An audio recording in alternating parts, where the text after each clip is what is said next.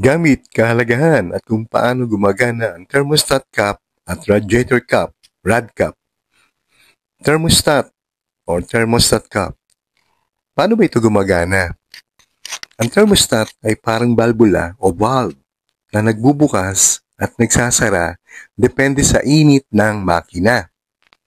Kapag malamig pang makina, sarado ang thermostat, kaya ang coolant ay umiikot lang sa makina at hindi muna dumadaan sa radiator.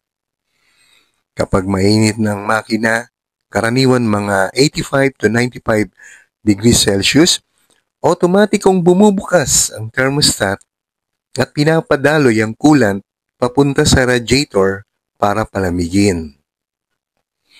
Gamit at kahalagahan. Minamando ang tamang temperatura ng makina.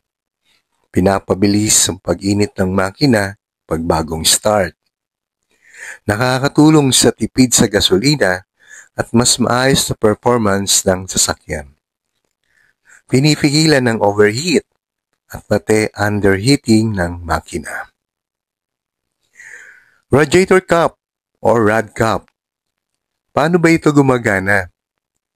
Ang radiator cap ay parang takip na may pressure valve. Hindi lang basta takip. Ito ay may mahalagang papel sa pagpigil ng overheat. Habang umiinit ang makina, lumalakas ang pressure sa loob ng radiator. Ang radiator cap ay dinisenyo para kayanin ang specific na pressure, halimbawa 13 up to 16 PSI. Kapag sobra na ang pressure, binubuksan nito ang daan papunta sa overflow tank para hindi sumabog ang radiator o hose.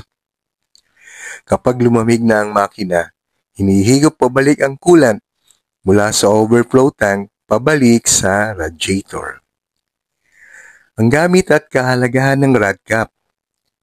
Pinapanatiling mataas ang boiling point ng coolant gamit ang pressure.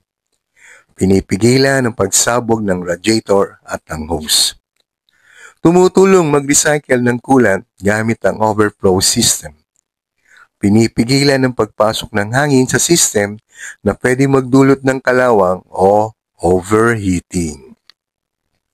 Paano nga ba sila nagtutulungan?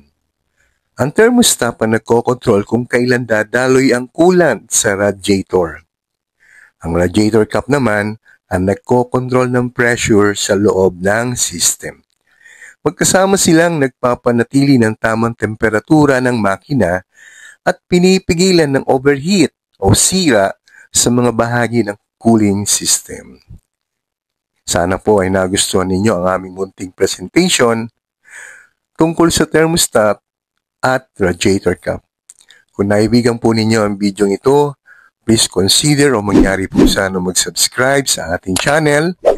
Press the notification bell para lagi kayong updated sa mga latest video namin for more information, helpful information, and safety advices. Salamat po sa panonood, and remember, mag-ingat po palagi sa pagdadrive. Take care and God bless.